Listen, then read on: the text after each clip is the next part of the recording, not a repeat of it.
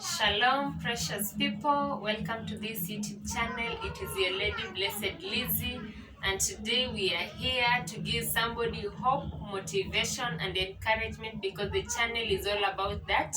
And I believe you're going to be blessed by the end of this video. Somebody, your life will not remain the same again. So today we are having a woman of God, a gospel singer, and I believe somebody after watching this, please go watch her songs, go listen to her songs. They are a blessing to this nation. So we are privileged to host a powerful, great woman of God, and she will introduce herself. She'll tell us who she is, what kind of songs she sings, and um, if she's saved or not. Welcome so much, woman of God. Thank you very much, Liz. Praise God. Habari zenu, and how are you? My name is Kathy Kiema. I am born again. I am a mother, a gospel singer, and also a caterer. Yes, a gospel singer definitely sings songs about God, about salvation, about end time, about God. So I am born again and a gospel singer. Karibuni sana. Wow. Thank you so much, Kate. And we are so humbled to have you here with us. And we are so grateful that you accepted to share your story with us. So our viewers, today Kate will be telling her part of her story because I believe she'll be having so much to tell us, and our ears are itchy to listen to her story. So, Kate, you told me you had your baby, your firstborn, when you were in high school. Please tell the viewers something about it. Well, Liz, it is true. I had my first baby, my daughter, that is. I got her while I was my tender age. I was in high school, and it was not as easy as everyone would think. Well, if maybe I'll start somewhere. What led to all this is not that someone would think maybe I was mtukutu, a mtukutu girl, a Mkora girl. No, it wasn't like that. Actually, I was singing in the choir. Wow. I'm brought up. We are all our siblings are brought up from church. We started from Sunday school, to the big church, and then I was serving in church as a singer. But that will not exempt you from, messing up and all that if you don't have enough knowledge. And of course, sometimes we are not going to church does not mean you're born again. You could be going to church and serving in church because your parents are in church and you found them there, you found everyone going to church. So sometimes you need to teach your children more on growing up rather than just taking them to church. Because as children grow up, there's a lot that they go through, but they do not know until something happens. Is when they start being told, So what happened was this. While I was growing up, when actually I became a big girl, I reached puberty and all that. And the only thing our parents were telling us during that time was, wewe, usicheze wavulana, usicheze na wavulana. So when you tell a child or a growing girl, usicheze na wavulana, they may not understand. Usicheze na wavulana aje. Okay, anaweza sema usicheze na wavulana utapata mimba. But then you don't tell them what leads to all this. Because in the real sense, by the time you get to that mimba, you even don't know what happened, but really things happened. So actually my mother used to tell me, usicheze na wavulana utapata mimba. But I realized there was more to that. There's much she needed to explain so that I will now understand what she means usicheze na wavulana. So actually, I stayed na hiyo story ya usicheze na wavulana kwa kichwa. But then I didn't know there would come something in my body or in my mind or wherever, or from stories from friends that will lead me to what I was told, usicheze na wavulana, unknowingly. So actually, when I didn't have a boyfriend, of course I didn't have a boyfriend, but things started somewhere. So my friends were getting letters every Friday. as usual in high school, Fridays but was like Taniwa, you get letters from your auntie, from your cousins, and others from their boyfriends. So what happened? Me, I didn't have anyone to write me a letter. And then letters I would get are from my aunties, from my cousins, and from just friends when they met in our church. But then my friends were getting letters from their boyfriends. And see, they're my friends. Then in the evening, during prep time, people are reading their letters, they're exchanging. I'm not being given this. Why am I not being given? Because I don't have another a letter to exchange. They were exchanging. I give you mine, you give me yours. We laugh, they talk, and I'm here I'm just watching. Unakaaje bila boyfriend? Unakaaje? Unajua kwa msichana kwa high school ukijua uko na boyfriend. Sasa unajua ukienda home. Sasa umeendaje home aje na kwa high school na una boyfriend. So a friend of mine kept telling me that over and over again. And then one day I asked her, hey, this is your boyfriend ndio aje. Then she tells me, I've my cousin on campus. And he is also like you. He doesn't have a girlfriend. I can hook you up. And I'm like, hey. Then it happened that the following week was after. Then we went home, please. We went home, and this lady comes to our home and she's like, anaambia madhe, ati tutaenda kutembea kwetu na Kathy atutembelee. Akikuja definitely rafiki yako akikuja kwenu kwa mdogo na wewe pia utaenda kwao. So little did I know the cousin was there. So we went. And this is how the guys found me, and I saw him, and of course, I was beautiful. I was charming. And that tender age, and you're looking, there are no marks. Exactly. Yes, that. So, this boy is like, hey, those kind of things. And then this is how I got now somebody's here. Then we went back to school. And the letter started, every Friday I have a letter, makes you. So join the club. Yeah. You too, peer pressure. Because I don't have a boyfriend, the rest have. Now I've joined the club. In the club. You should then know. It doesn't end there in the letters. It doesn't end there in, it doesn't end there in just a boyfriend. So when we closed school, of course they were on a longer holiday. So I went and found him. I will tell you how things happened because I remember it was actually from our home. And so I was so sharp to tell my mom that I have found someone that can coach me mathematics. Wow. I got a teacher for maths. I'm lying. And he's going to help me, because, I'm not good in maths and physics and chem. And I need to improve. And then, of course, my parents wanted me doing well. I was good in school and they wanted me to even improve more. So, my dad comes during the weekend and, they talk and they're like, okay. So I'm to ask him how much it would be. There is like 1,000 bob for the 3 lessons for a week. Wow. And I tell him, and he starts to come. And now we are relating more to go kwa dining table pale tunasoma nini, of course nilikuwa nashika. Yeah, but then unajua mimi nafanya mahesabu, jamaa ananiangalia naona haka kadema ananikulia mahesabu. Nyinyi warembo, hiyo mtu anakulia mahesabu. Be careful. So from there, how things happened, I wouldn't know because what I remember, we were only in the room, and the last thing I can remember was some much pain, and that's how things happened. Of course, when we were doing stories with the other girls in school, they were of course talking about, relating sexually and all that.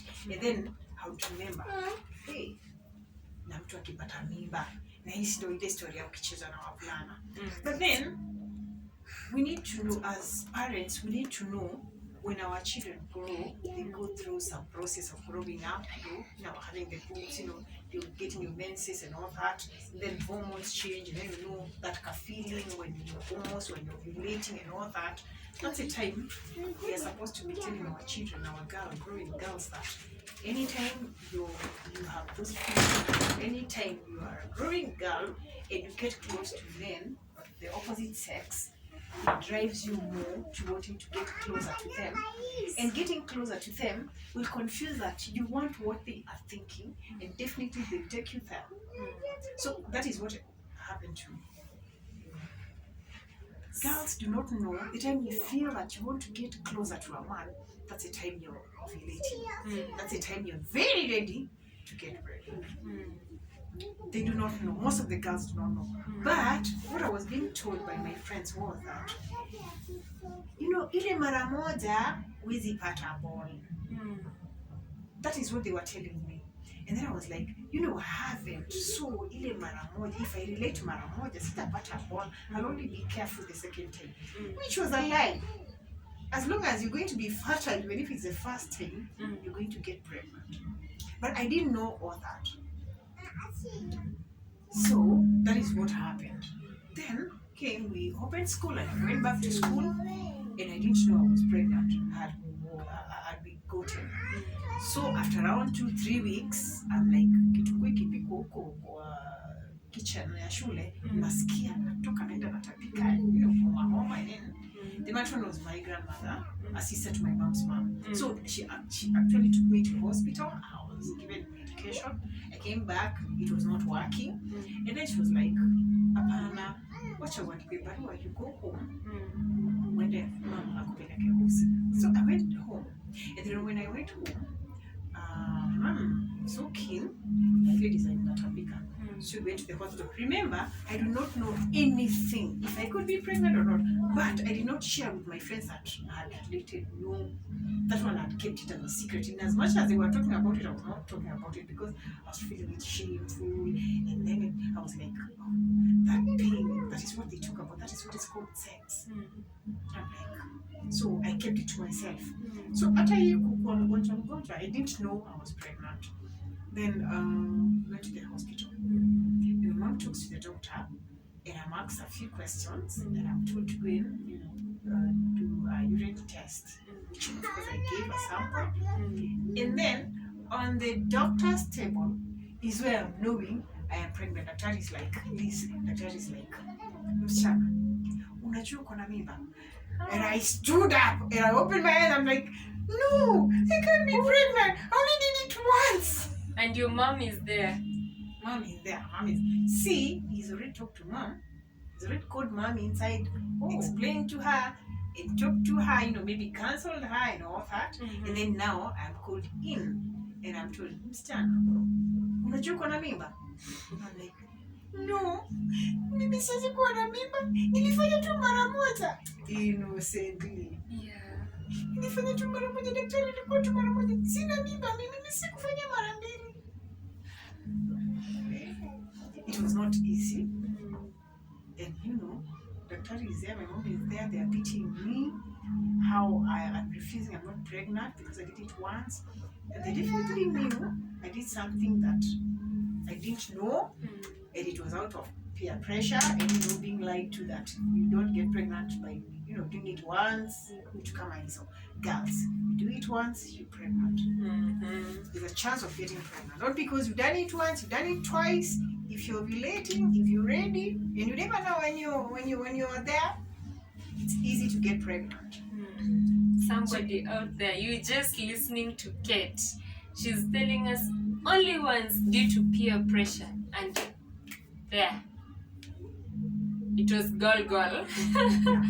So Kate, tell us, now your mom is there, the doctor is there, you even shocked yourself, and you're the one carrying this baby. So we went home, I didn't talk, I was just crying. And my mom was like, Usilie, you went for it. Get ready for it. Stay with it. That mom was a bit furious and mad. But when we got home, after I went straight to my bedroom, I closed the door. Then around 8, my mom came inside. She gave me food. I tried to eat something. We need to talk. Then my mom sat me down. Nimekwambia mara ngapi? Usicheze na wavulana. Umeenda umecheza na wao. Beba mimba. Maliza kubeba mimba, rudi shule. Ameka. Mama ako na wazimu. Nitarudi shule aje nikiwa mimi nimezaa? Nitakaaje na hii mimba? And I'm like, Mom, huwezi ukanisaidia. Mom, huwezi ukanisaidia. And then she's like, nikusaidiaje? Tutoe mimba. Siwezi nikatoa mimba. Unakumbuka fulani alikufa kwa sababu ya mimba. Unakumbuka fulani alikufa kwa sababu ya mimba. Unakumbuka fulani na fulani hawana watoto kwa sababu tulikuwa tunawaona hivi wakitoa mimba. Mimi unataka mimi nije kulia na mimi? Siku ulitafuta mimba mwenyewe. You're going to take care of it. You will give birth. What I will do, I'll support you to carry it on and support you to go back to school. Wow.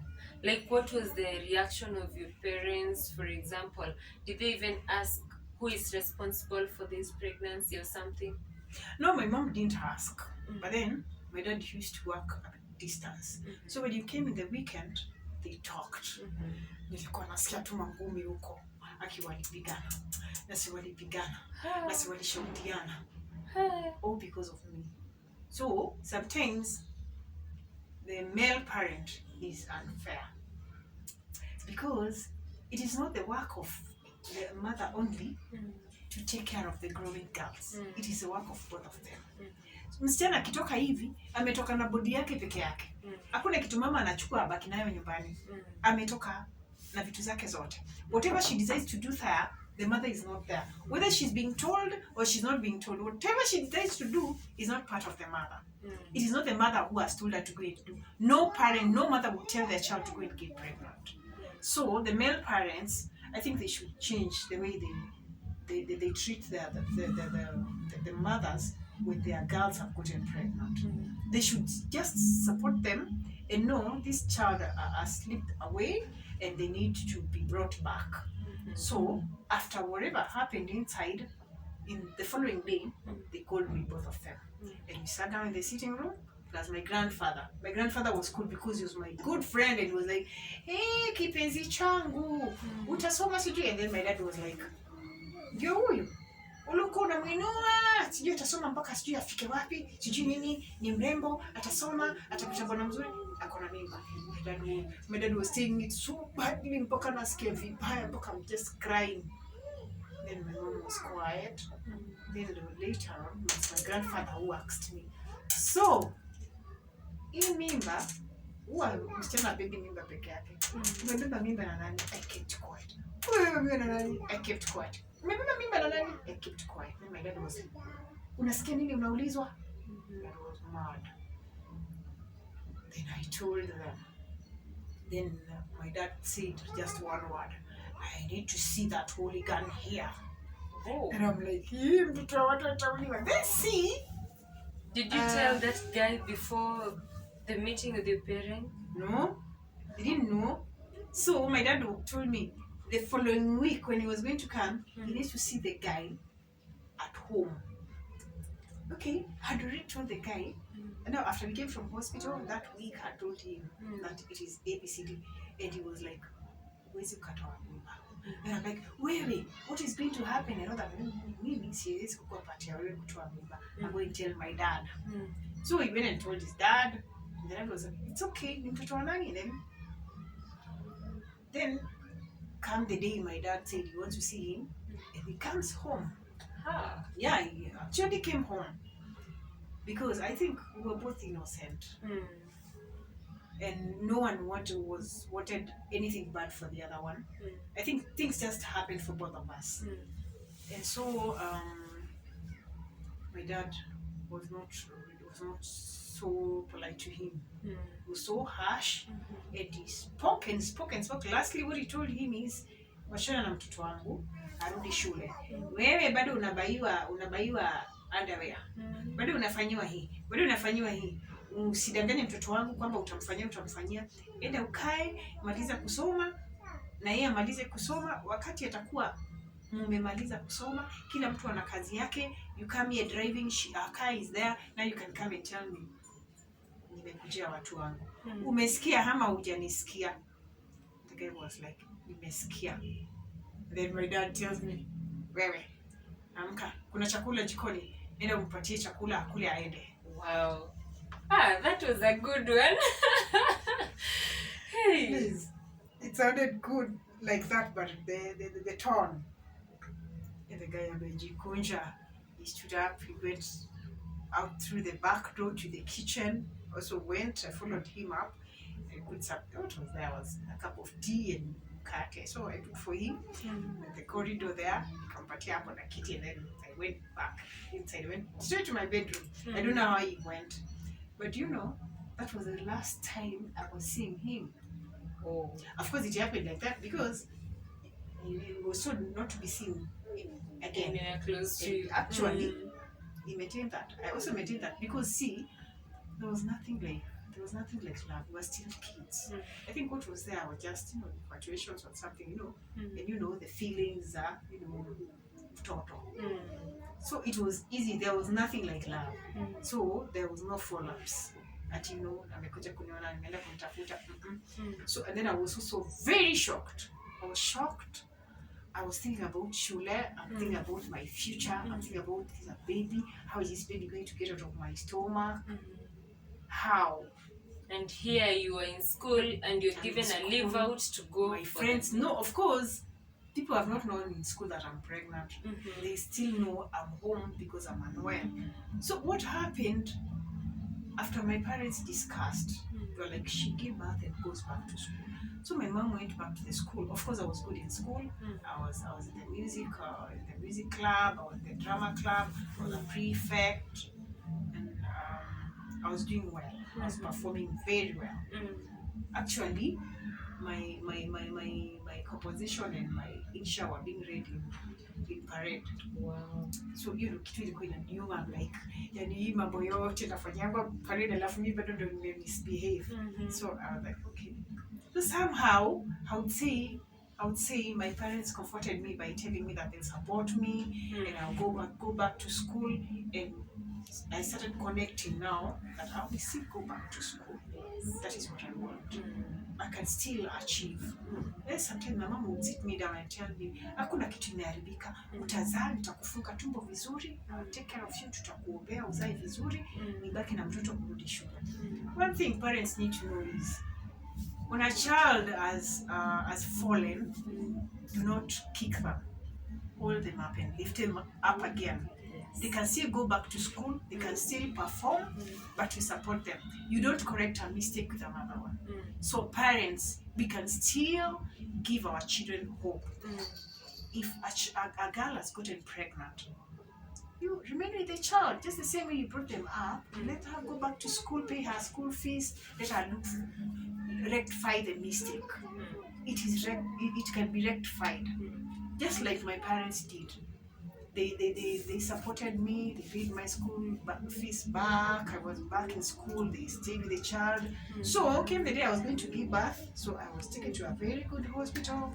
God was with me, I gave birth, it was a baby girl. Oh, wow. Just before you gave birth, I know there are always some challenges, the ups and downs. Did you go back to school immediately, or you stayed home, your mom went back to the school and told them what the things, how things were going hapo shule? So how was your reaction? What before your party of give birth? Because I know it is a journey of 9 months. Now this you're just in your first month, the 3 weeks you're home, then you realize you're pregnant. From these 3 weeks, this 1 month to the 8th month, how was your life hapo katikati? Did you go back to school? Were you doing tuition, or how was your life hapo katikati? So what happened, my mom actually went to the school and talked to the head mistress and told her that I was actually pregnant and should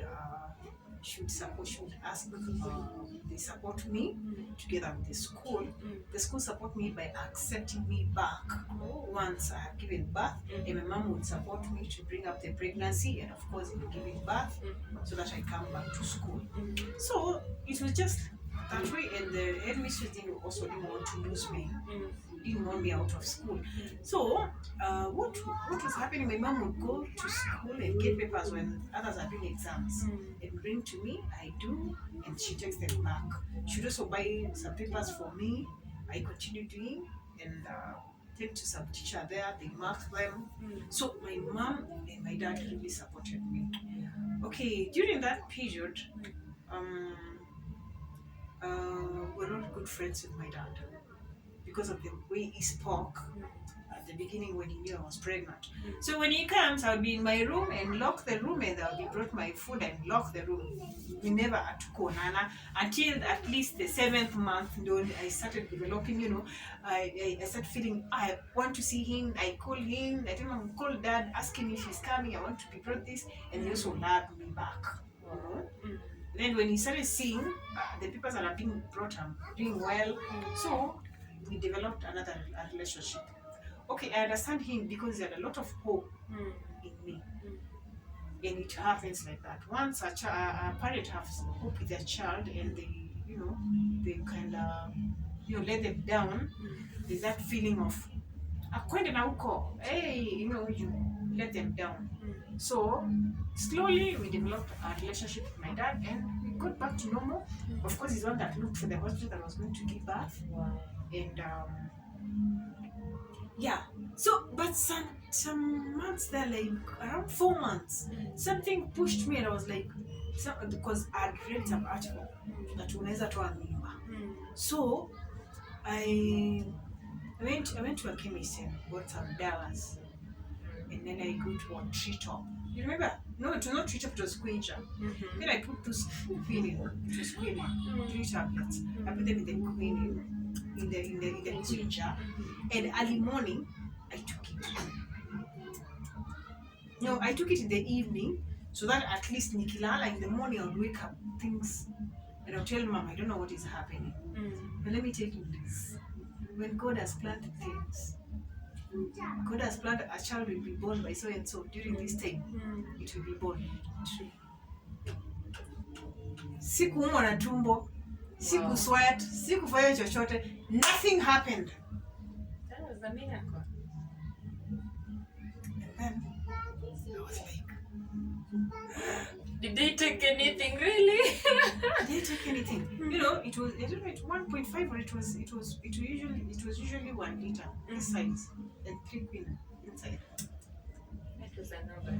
Excuse me. So actually from that instance, I didn't repeat it again.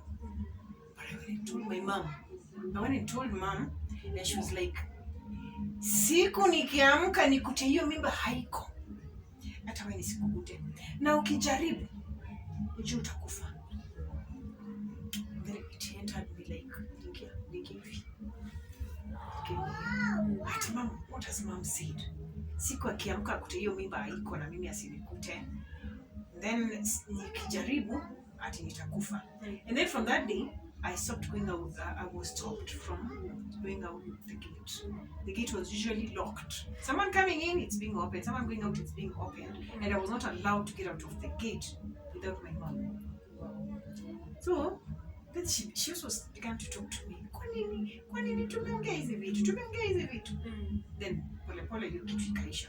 So came the day I was going to give birth. Of course, what of your friends, your classmates, schoolmates? Okay, my classmates didn't know, but that friend of mine who we came from the same place, whose cousin now was the father of the baby, she knew, but she never told the rest.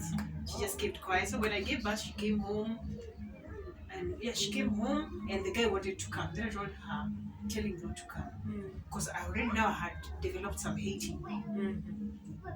So she used to come, but the school didn't know. So after giving birth, I stayed with the baby 3, 4, 5, 6 months, and then I went back to school. Of course, my mom had nursed me. She had, my stomach. Just back to normal. Back to normal, like nothing happened.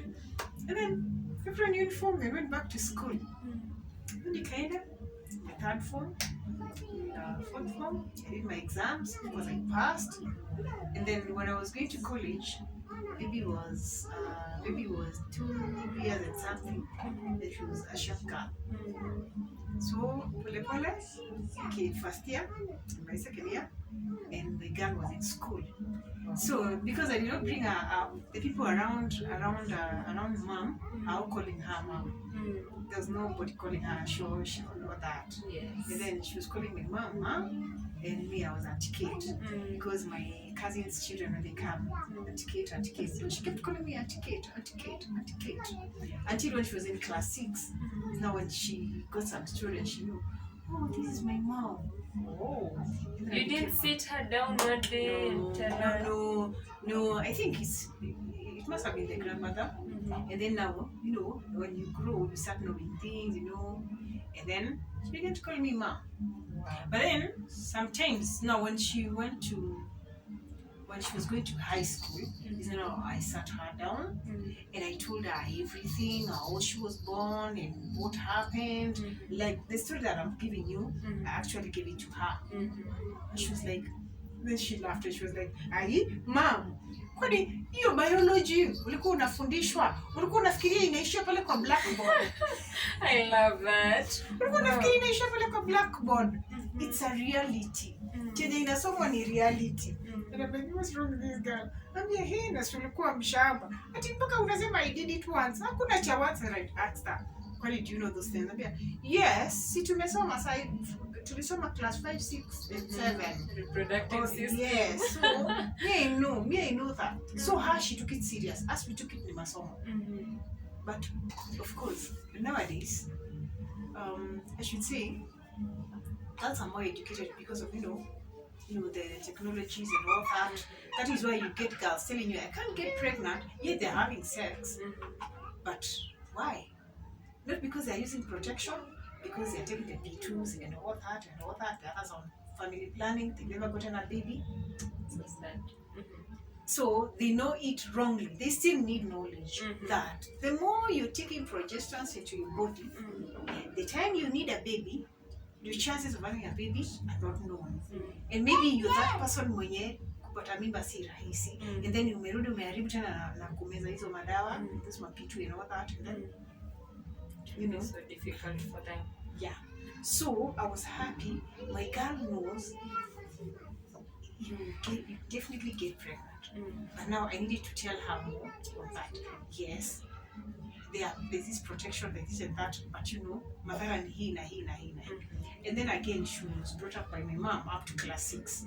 My mom is a church person. So my mom also began to talk to her on this, talk to her on those family planning things and all that. So my girl at class 6, she had known everything. It is wrong to do this. When you do this, it is wrong to do this. You do this, it is wrong to do this. You need to get to God and remain faithful and all that. I should thank my parents. I should thank my mom. She helped me a big deal. I messed up. She helped me. I gave up to the baby. I went back to school. They took care of the baby, and they're still here. Telling the baby so much about growing up and all that. And she was in class 6. Now we became friends. We talk. We interact. I tell her everything. She tells me everything. Whatever she feels in her body, she'll tell me. I'll talk to her. I tell her this is because of this, it is because of that. So actually, this girl had her first boyfriend when she was in her 3rd year in the campus. Yeah, she turned 28 3 days ago. The 17th January is when she was born, 85.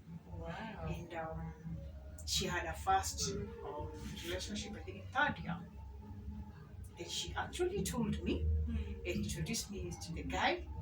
Though it didn't work, later when it didn't work, she made this thing is not working because this is what he wants and this is what I want. I have my goals, he has his goals. And I want to reach here, he wants to pull me back. So I don't want to waste his time. I don't want him to push me behind or pull me back. So it's not working. That's the far we talk things. So she's like, so when you go out and this happened and this, and I'm like, no. And she's like, yes, mom said no because of this. But it got somewhere and she told me, now I'm grown. When she had graduated, And she was actually she was doing her master's, first in master's. Is when she told me, now mom, I can be deciding things on my own, and now I just inform you. And I'm like, but we're not used to this. And she's like, no, there are things I need now to think on my own and experiment. That what that means. Yeah, but we're still good friends. She's serving in church, she's born again, and she's become a friend, she's become my personal advisor. I'm telling you this, when I'm really stressed, this is a girl that can talk me out my stress. They make me see things differently. I just thank God. I thank God for everything. Wow.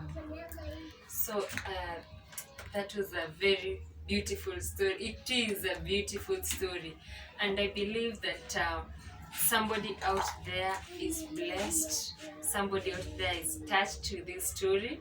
Somebody out there is feeling inspired just the way I am. You have taught us as young girls wonderful lessons, and I believe someone out there, if you had a kid, or if you're having a kid, or if you're pregnant because of 1, 2, 3 peer pressure and something, do not give up. There is hope, because for her, she did not give up. Parents out there, you have been talked to, and I believe I'm going to give her a chance to give us a parting shot. She will talk to the parents, she will talk to the boyfriends, she will talk to the ladies that are carrying these pregnancies, she will talk to you, telling you that having a baby is not a crime.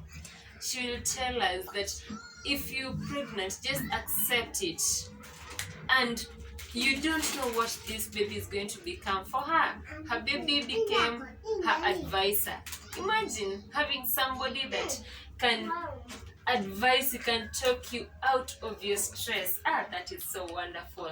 So thank you so much, and I'd like you to give us a parting shot. You can talk to our girls, those of us that are pregnant, those of us that are maybe trying these things, or even trying family planning, yet they do not have families. I don't know what kind of families they are planning, these two things. You can talk to our boyfriends, you can talk to those of us who are still naive out there, you can talk to our parents, the mothers, the fathers, the teachers out there. You are so lucky. I believe most of the people out there will even not get a chance to go back to school. But if a parent cannot maybe take you back to school, then it is not the end of life. Maybe someday someone can go back to school. So I give you this opportunity to give us a parting shot. Well, it is, what I would say is, first I want to talk to the parent. You can look at that camera and talk to our parents. Well, parents, these children are ours. When you give birth to a baby, of course they start to, when they're growing step by step, they start by crawling, by standing up, and as they want to walk, they fall, they stand, they fall again, they stand, and tomorrow they are walking without falling. It is the same way when they grow up and they're growing on their own and shit happens. When things happen the wrong way, let us not correct in the wrong way. For example, if your girl's child has gotten pregnant while in school, or even maybe she's finished school and she's still at home, you don't have to chase her. You don't have to take her to the hospital to abort. You can take care of them. You can support them. You never know what that child that is going to be born is going to become to you. You never know why it has happened, why God has allowed it to happen. Remember, out there's somebody who is married for years and they have no single baby. People have been married for 30, 40 years and they have no children. Yet, someone just a single touch and they're pregnant. You have to see some things are in the plan of God.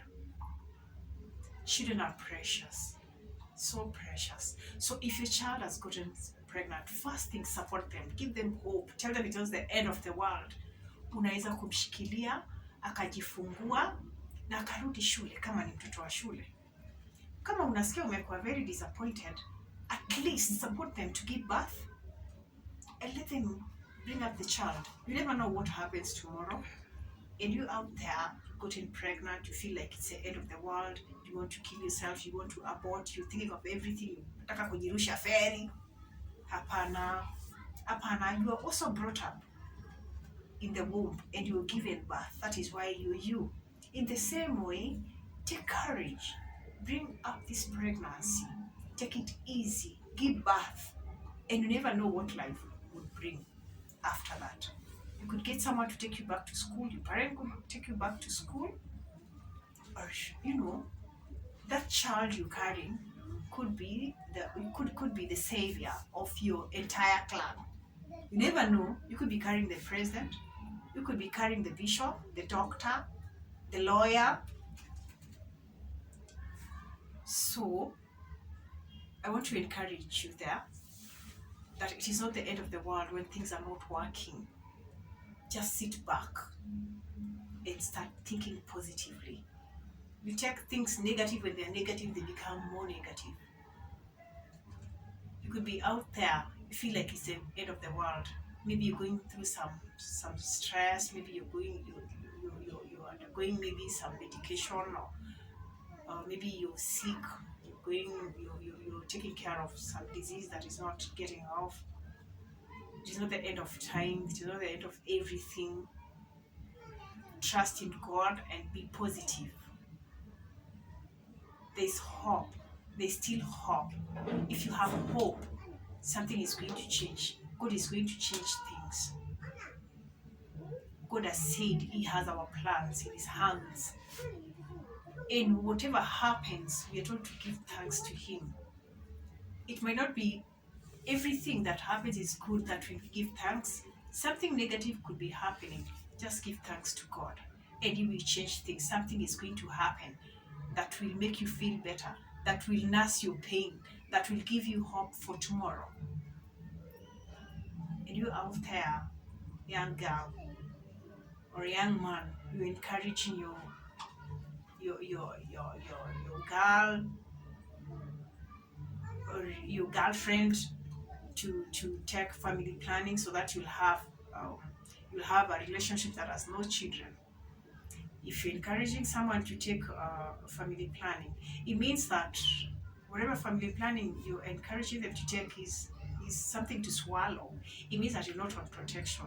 If you're not on protection, it means you're exposed to other dangers like diseases, like HIV,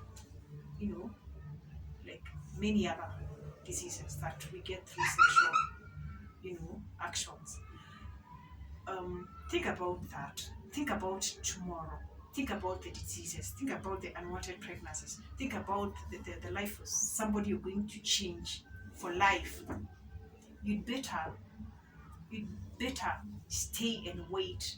You'd better abstain and wait until the right time. Because if you say you're going to be on family planning, you're going to take those P2s, what happens tomorrow? Of course you want to do that because you want to keep your time, be educated, get a job and all that. Definitely you get a job, get some quite big money maybe, and get a husband. Who wants a wife who is not giving them kids? The time will come when you need kids. And because you've been trying to cover up with those P2s and those family planning methods that you're taking, we all know what has been happening. You cry, you need a baby, and the baby is not coming. But back in your head, you know what happened. You start blaming people and saying, nimerogwa, tulirogwa siku ya harusi, ilifanyika hivi. Utatapika mahari ya watu. When somebody says the mambo ya mahari because you gotten married, your parents have been given mahari, and you have everything, and baby is not coming, but somebody wants a baby. Somebody is being pushed towards you. Wako wapi? Take care of yourselves, girls, and let God do His part. Let us do our part. Hallelujah. Wow, that is so deep. I believe somebody out there, you have heard. The Bible tells us, those with ears, let them hear. So I believe that we have heard. Ladies out there, abortion is not an option. If you have God, you have everything. Take care of yourselves. Having a relationship is no bad thing, but ensure that you're taking care of yourselves. Do not plan a family that is not there, because you're destroying your own body. You are destroying and making a hormonal imbalance in your life, and you later on need these babies, but the ovaries will not be functional again. And a young man out there, do not encourage this, because you'll be spoiling this lady's life. Probably she will not be your wife, and you will live with this guilt. Maybe this lady will be married to some other person out there, and when we are married to other people, and yet other men out there destroyed our lives, it will be a guilt that this other man will carry for the rest of his life, while the other innocent man will be suffering because of the consequences of this lady and the other guy. So ladies out there, guys out there, let's take care of ourselves. Young people as me, let's take care of ourselves, and I believe that God is going to show up for us. Having a baby is not a sin. She had her first baby while in school, and it did not dictate her life. That is not a sin. If you're having a baby, if you're pregnant before you think it is the speculated time, please do not abort that baby. Do not hate that baby. Just bring that baby up in a lovely and a godly way, and I believe these babies will one day emerge to be like a baby girl that would like to see one day, God willing. And I believe she also has a story to tell, because she is a living testimony. If someone can take quinine and quincha and nothing happens, then that is a person that God has destined for greatness. So when a baby comes, it is in God's plan for them to come. Yes. So thank you so very much. Your story is an inspiring one. So maybe Liz, Yes. what I would like to add on Yes. is on church. Okay. I think also the church has a lot to do for our youth and for our growing teens and for our babies. I think the church has a role to play in all this. Well, Liz, the church has a big role to play, just as much as the parents have a big role. This is because the children are brought up from Sunday school. And if these children from Sunday school are taught, even on their growing up, they know why they are different from the boys are different from the girls in a godly way. Why and as they go to youth, why this person was born and they grew and they married so and they begot so and so. Why those things happen in a godly way, they still apply them in their lives.